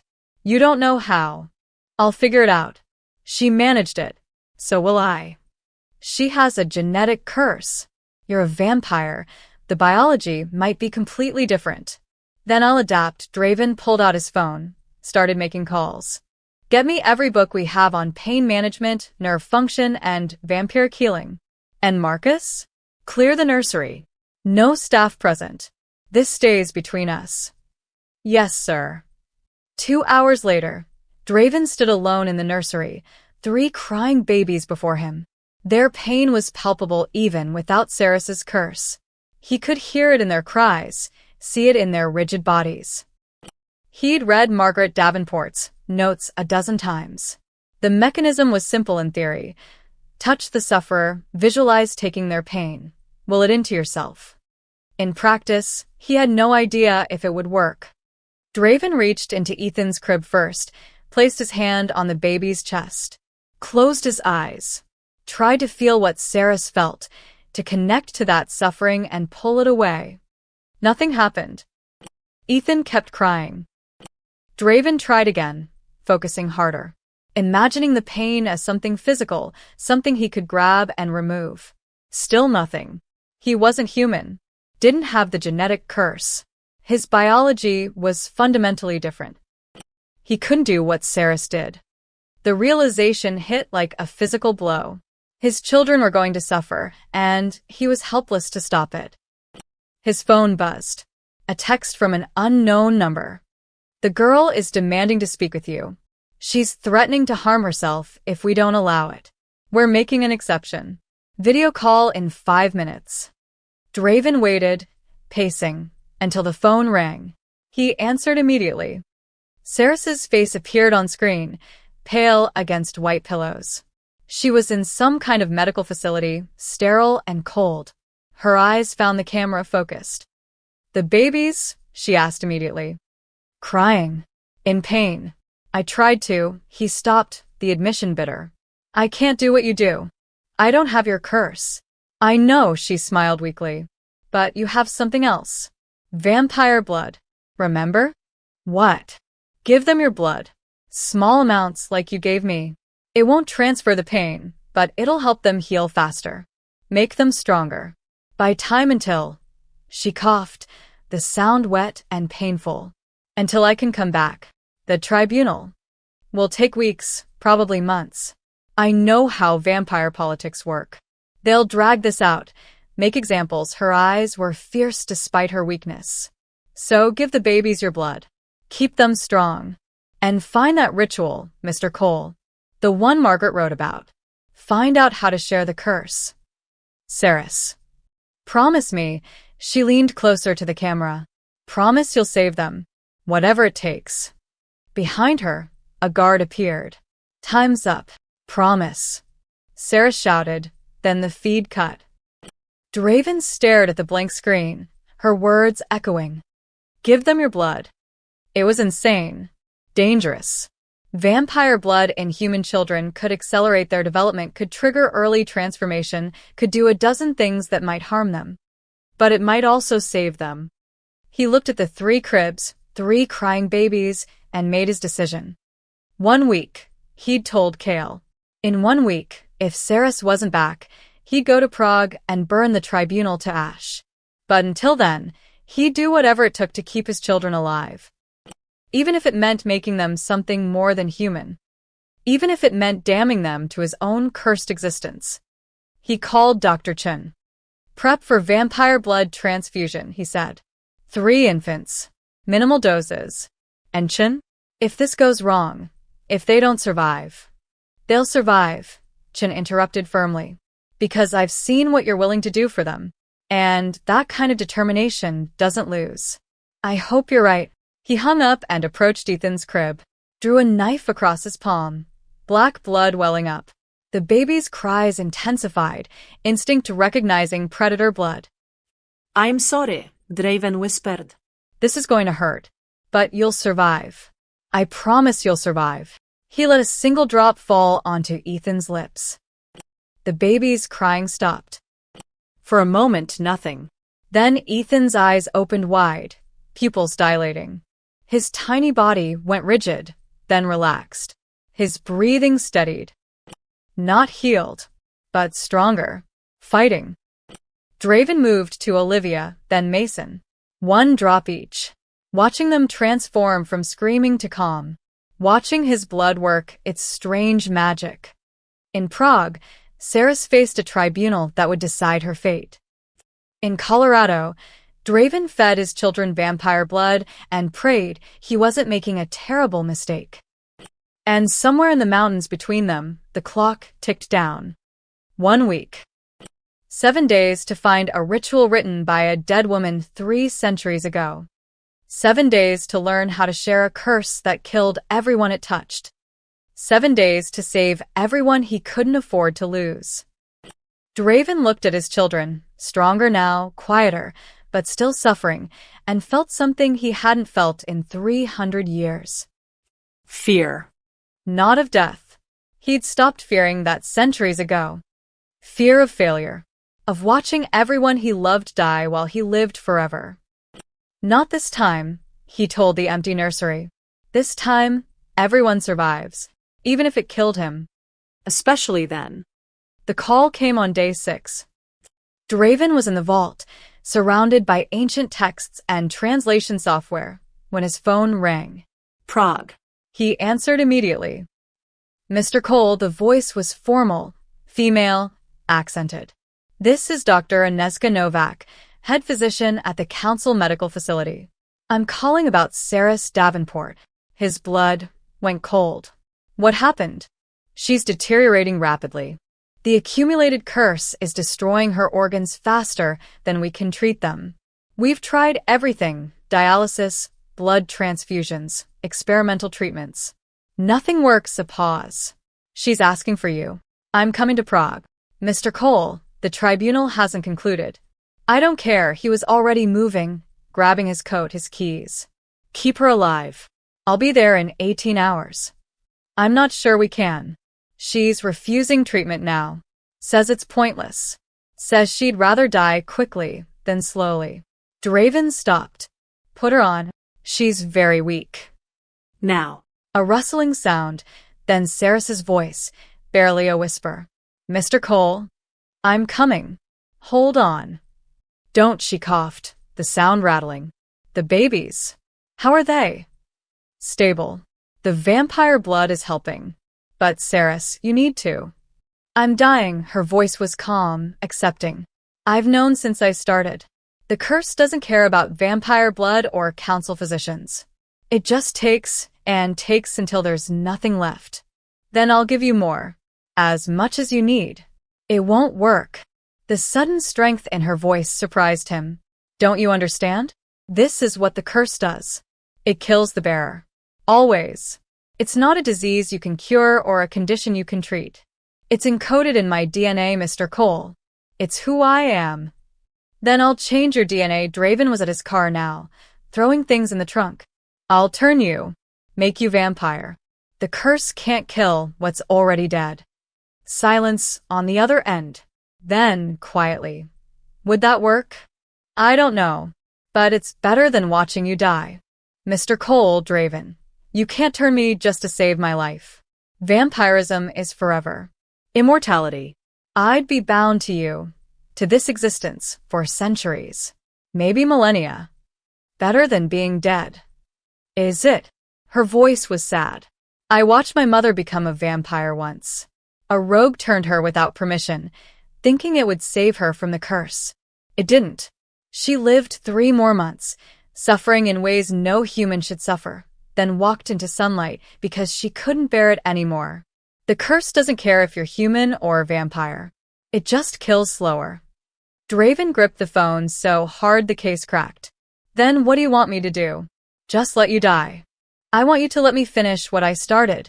Her breathing was labored now. I want to come home. Use what time I have left to help your children. Make sure they can walk, talk, live normally. Then, when it's time, she trailed off. No. Draven. No, he started the car, peeled out of the garage. I found the ritual. Sanguis mutatio transference. I can take half your burden, carry it myself. Give you years instead of days. And what happens to you? I age. Weaken. Eventually die, probably. He merged onto the highway, driving too fast, not caring. But I'm 347 years old, Ceres. I've lived enough lives. If I can give you 30 years, 40, that's worth it. You have children who will grow up, become vampires themselves, live forever. They don't need me for eternity. Just long enough to teach them how to survive it. This is insane. You keep saying that. I keep not caring. He was doing 90 now, heading for the private airstrip. The ritual requires both parties present, conscious and willing. I need you alive long enough to perform it. The council won't allow. The council doesn't get a vote. He took a turn too fast, tires squealing. I'm invoking ancestral right. Older than king's blood right. Older than the council itself. The right of a vampire to sacrifice their immortality for a human they deem worthy. It's only been done 11 times in recorded history. About to be 12-inch. Why? Her voice broke. Why would you do this? You barely know me. Because you're saving my children. Because you're willing to die for people you barely know. Because, he stopped, the truth surprising him. Because in 3 centuries, I've never met anyone as stupidly brave as you. And I'm not letting that die if I can prevent it. Ceres was crying now. He could hear it. The ritual might not work. You might sacrifice everything for nothing. Then I'll die knowing I tried. He pulled into the airstrip, where his private jet waited. Stay alive, Ceres. I'm coming. And when I get there, you're going to let me share this curse. Because I'm not asking. I'm not negotiating. I'm telling you. You can't force me to accept the ritual. It requires willing participants. Then be willing. He was shouting now, months of frustration and fear pouring out. Be willing to accept help. Be willing to let someone else carry the weight. Be willing to survive instead of martyring yourself. Silence. Then, so quietly he almost missed it. Okay. What? Okay. I'll try. I'll fight. But Draven. Her voice was fading. Hurry. I don't know how much time. The line went dead. Draven called back immediately. Dr. Novak answered. She collapsed, the doctor said. We're moving her to intensive care. Mr. Cole, you need to understand. Even if you get here in time, even if this ritual works, she might not survive the procedure itself. Her body is failing.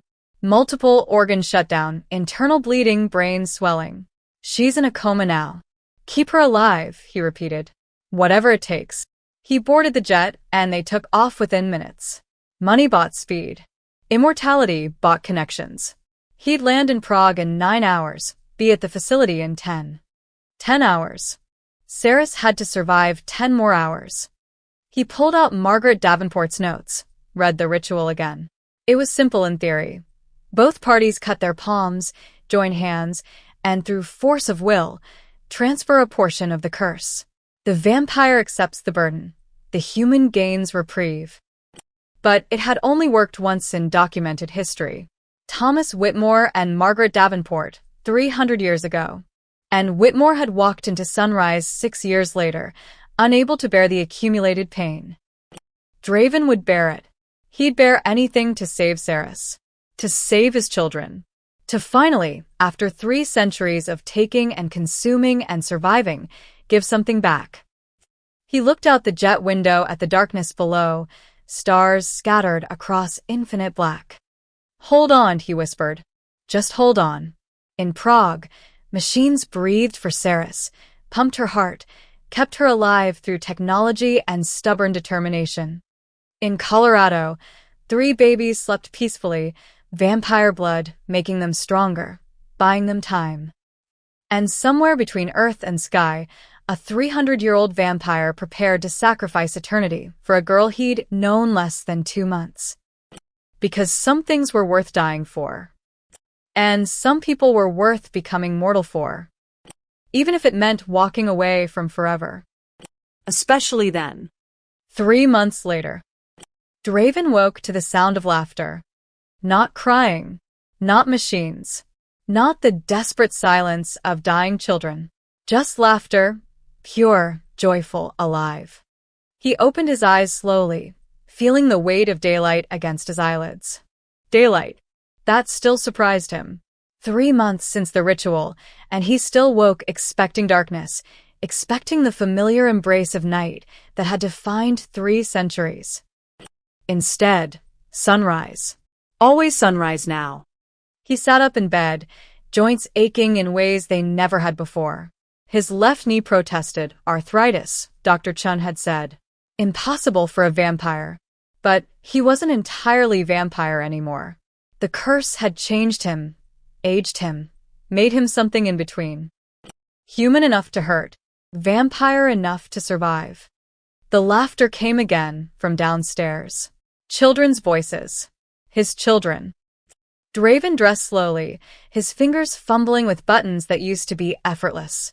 47 years old now, biologically. He'd aged 30 years in 3 months. Gray threaded through his dark hair. Lines marked his face. His reflection showed a stranger. Middle-aged, mortal, running out of time.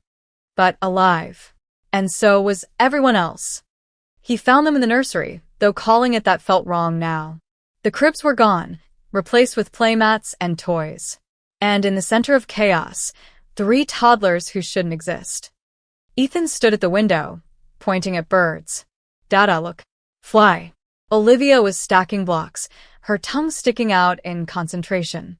Each block placed carefully, deliberately. Fine motor control that had been impossible 4 months ago. And Mason, smallest, weakest, the one doctors said would die first, was running. Actually running, his legs pumping with uncoordinated enthusiasm as he chased a ball across the room. Careful, Saris called from the rocking chair, though she was smiling. Remember what we said about indoor running. Mason ignored her, laughing. The ball bounced off Draven's leg, and all 3 children turned, faces lighting up. Dada. They rushed him. Well, Mason rushed. Ethan toddled quickly. Olivia abandoned her blocks to crawl over. All three grabbed his legs, his hands, demanding attention and affection. Draven knelt down, pulled them close, breathed in their perfect, healthy, alive scent. No more pain. No more suffering. Just three normal, chaotic, wonderful children who would live full lives. "Good morning," Sarah said softly. He looked up at her. She sat in the rocking chair, wearing a simple blue dress, her dark hair pulled back. Color had returned to her face. The trembling in her hands had stopped. She looked young again, 25, healthy, vibrant. Beautiful. "How are you feeling?" he asked. "Strong." "Good," she smiled, that sad knowing smile she sometimes got. "The curse is Quieter now. I can feel it, but it's distant, like background noise instead of screaming."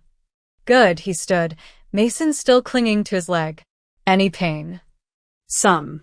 "But manageable." She didn't mention that he was the one carrying most of the burden now. Didn't mention the nights he woke up screaming, his body convinced it was dying from diseases he'd never had.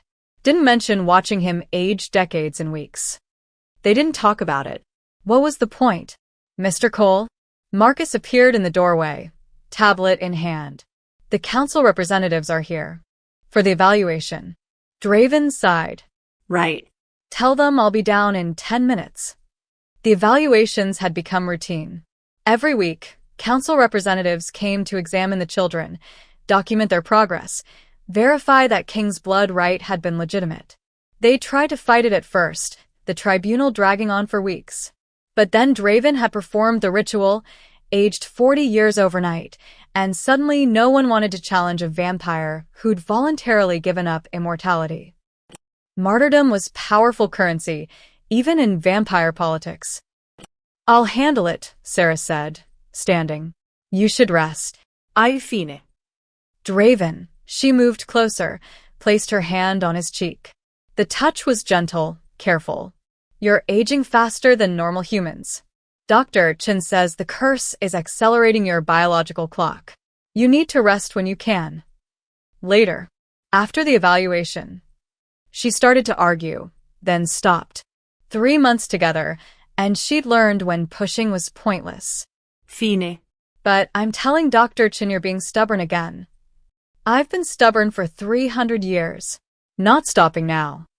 The evaluation took an hour. 2 council physicians, different ones each week, they rotated, examined the children thoroughly. Checked reflexes, motor skills, cognitive development. Ethan counted to 5. Olivia identified colors. Mason walked across the room unaided, only falling twice. All 3, perfectly normal toddlers. The physicians made notes, exchanged glances, and finally nodded to the council representative, a new woman named Sarah, young and earnest. "Everything checks out," Sarah said. "The children show no signs of the paralysis. In fact, they're developing ahead of schedule. It's remarkable." "It's Saris," Draven said simply. "She saved them." Sarah glanced at Saris, who stood quietly in the corner. "The council wants me to remind you that unauthorized use of genetic curses is still technically illegal. And I want to remind the council that King's blood right supersedes their technical legalities." Draven's voice was pleasant, but steel underneath. "Sarah stays. Under my protection. Forever." "Understood." Sarah packed up her tablet. "I'll file the report. Same time next week." Same time. They left, the council representatives and physicians, filing out like they did every week. Marcus showed them out, then returned. "Sir, there's also the matter of the estate finances. With your condition, the council is suggesting you appoint a successor. Someone to manage your holdings when I die." Draven said it flatly. "You can say it, Marcus. I'm mortal now." I'll die. "Probably within 30 years. Maybe less if the curse accelerates." Marcus looked uncomfortable. "Yes, sir. My will is already updated. The children inherit everything, with Saris as guardian until they're of age. You'll continue as security chief and estate manager." Dr. Chen stays on as family physician. He paused. And Marcus? Thank you. For staying through all this insanity. It's been an honor, sir. Marcus actually smiled. Even the insane parts. After Marcus left, Draven found Ceres in the garden. She sat on a bench, watching the mountains, her expression distant. Thinking about Ashford? He asked, sitting beside her. Always, she didn't look at him. Uncle James called yesterday. Said some of the families are returning, rebuilding. They want to create a memorial for everyone who died. Will you go? Maybe. Someday, she finally turned to him. When the children are older, when I can explain what happened, what their fathers sacrificed. I didn't sacrifice anything important. You sacrificed immortality. I traded infinity for meaning. He took her hand, felt the warmth of living flesh. 3 centuries alone, or 30 years with a family. That's not a sacrifice, Ceres. That's a bargain. She leaned against his shoulder, and they sat in comfortable silence. Inside, the children were probably destroying something. Dr. Chen would handle it. She'd become surprisingly good with toddlers. Do you regret it? Ceres asked quietly. The ritual? Aging? Becoming mortal? Draven thought about it. Really thought. Remembered 300 years of darkness, of watching everyone he loved die, of immortality stretching forever forward like a prison sentence. Then he thought of this morning, of laughter, of 3 children who would live full lives, of Ceres, alive and healthy beside him, of sunrise viewed, without fear of burning. Not for a second, he said. She kissed him then, soft and gentle. When she pulled back, she was crying. Thank you, she whispered, for saving me, for sharing this curse, for choosing us. Thank you for saving my children. He wiped her tears away. For being brave enough to run towards suffering instead of away from it. Inside, a crash. Mason's delighted giggling. Olivia's shriek of protest. Ethan yelling, oh. They looked at each other and laughed. We should go check on them, Sarah said. Probably. But they sat a moment longer, hand in hand, watching the mountains turn gold in the sunset. A dying vampire and a cursed girl who'd found each other in darkness and chosen light.